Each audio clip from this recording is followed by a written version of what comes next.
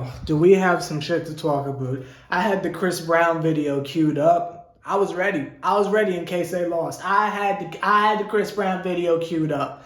They don't won a game. I got the playoff jersey. I got that Brooklyn grit. I got the playoff jersey. You feel me? That's a little bubble joint. That's the bubble joint. I got the playoff grit jersey on because this is the type of energy that we need to be projecting. This is the type of energy that we need to be saluting, that we need to be putting out there. We got so many things to talk about. Number one, they won. Thank God they won. I was looking a little shaky every now and again, but they won. You see the title of the video, Kyrie Irving turned into Jesus Christ himself. So from now on, I'm going to refer to that man as Messiah. Yep. Until he shows something differently, I'm calling this man Messiah. I cannot believe that this man started the game shooting, was it like 1 for 8? And then in the fourth quarter just turned into literal Jesus. That man's Messiah from now on. So shout out to Messiah. We ain't even going to talk about Messiah's extreme lack of defense that I don't know how y'all don't see, but he's Jesus tonight, so I'm going to leave Kyrie alone. Messiah, thank you very much. You can have a seat over there. Go ahead. Yep. Have a seat right there. Thank you very much, Messiah. The rest of y'all, we got some stuff to talk about. Now listen, they won the game. Yay, it's the Hawks. It's the Hawks. And a lot of y'all are looking at me like, but seven, they won the game. What could you possibly be mad about? What could you possibly be mad about? Let me tell you what I'm mad about. It's the Hawks. We didn't just win a game against the Clippers. We didn't just squeeze past the 76ers. We didn't just find a way to get past Jimmy Butler and them. This wasn't the Trailblazers. This was the Hawks. The Atlanta Hawks. I don't care who the hell they got over there. I don't care what Trae Young does. This was the Hawks. And I know a lot of y'all are coming into this from a humble point of view. I get it. I did the research all summer. I know where y'all are coming from. But this is not the Brooklyn Nets of old. This is not a Brooklyn Nets team led by Jared fucking Dudley and who's that? Oh damn, I forgot his name. It's D'Angelo Russell.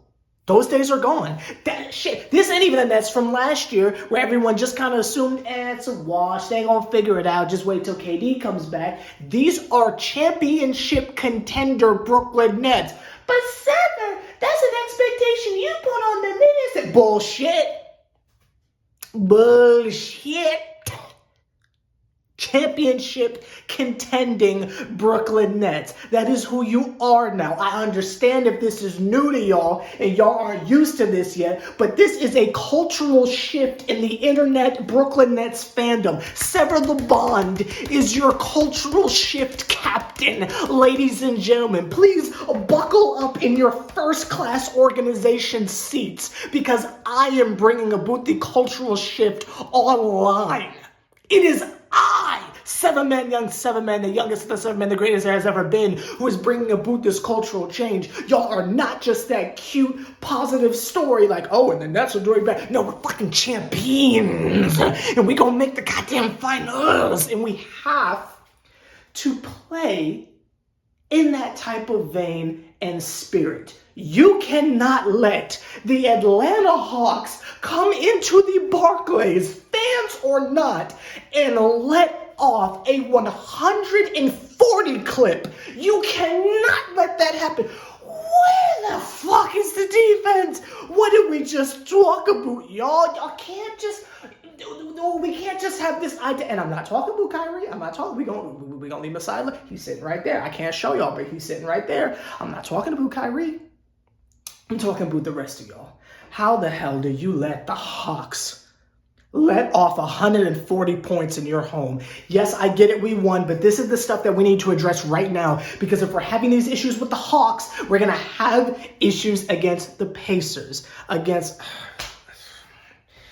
I mean, do we go up and down the list? We're going to have issues against Giannis. We're going to have issues against the Raptors again. You know what I mean? This is the stuff we have to address. Mr. Steve Nash, come to the front of the line. I got something to say to you, motherfucker. I got something to say to you. I don't know if y'all know, but I've been taking a couple art classes recently. I got my bachelor's degree at an art school. Got the master's, by the way. I don't think I told y'all, but I got the master's degree. But I got my undergraduate at an art school. I took a couple of 2D drawing classes, if you will. They had a couple assignments and stuff, and I didn't want to flex or nothing like that, but Steve Nash was in that class. Yes, he was in my art class. I didn't want to say, because it's Steve Nash. They said, hey, don't take selfies. It ain't no big deal. It's just a celebrity in the class. I was like, I bet. So I ain't never say nothing to y'all.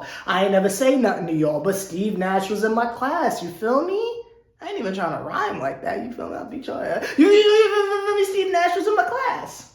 But the strangest thing happened when it came to drawing pictures of fruit or people or models. Steve Nash could draw anything. But when it came to drawing, I don't know, like the play button on a remote control, Steve Nash just couldn't do it. Steve Nash, for some reason, can draw everything but a goddamn play. And as you can see in the year 2020, years later, ain't shit changed. This motherfucker has just had the entire Mike D'Antoni Kool-Aid bar bonanza, just drinks all night of this 7 seconds or less bullshit. Y'all gotta draw a fucking play. You can jump all up and down and pull your mask down or whatever. You can scream pick and roll all you want, but pick and roll is not a goddamn play. You got to figure this shit out now. You got to figure this shit out properly. The same reason why John Collins was is it John Collins? I don't even know. The motherfucker with the tall hair who was fucking us up on the inside. The same reason that he was able to get the same goddamn backdoor cut over and over and over and over and over and over and over and over and over and over is because they got plays over there. When Trae Young calmly dribbles the ball up the court, passes half court, and then easily just slings the ball over to a cutter. Yeah, motherfucker, that's called a play. I know you know nothing about that, Mr. Steve Nash, but you need to get this under control. And again, I know a lot of y'all are looking at me like, but Sever, they won the game. We are not a normal team. We are championship contenders. We got to figure this out because we cannot have nights like this against the good teams. No offense to Hawks fans. We can't keep doing stuff like this, y'all. We cannot rely on the heroics of Kyrie Irving and Kevin Durant every goddamn night. That's not gonna work. It's not gonna fucking work. This video is long enough. We got a million things to talk about. Shout out to DeAndre Jordan for getting the fuck on the bench. Shout out to Taurean Prince for hitting the goddamn shot. There's a lot of things we can talk about, but this video is long enough. They won, yippity-doo-bah. They should be winning 3-2. I hope that this next game on Friday, when we play the Hawks again, we blow them the hell out like the basement bottom dwellers they are and they deserve to be. We are the Brooklyn Nets, not the New York Knicks. Fuck out of here.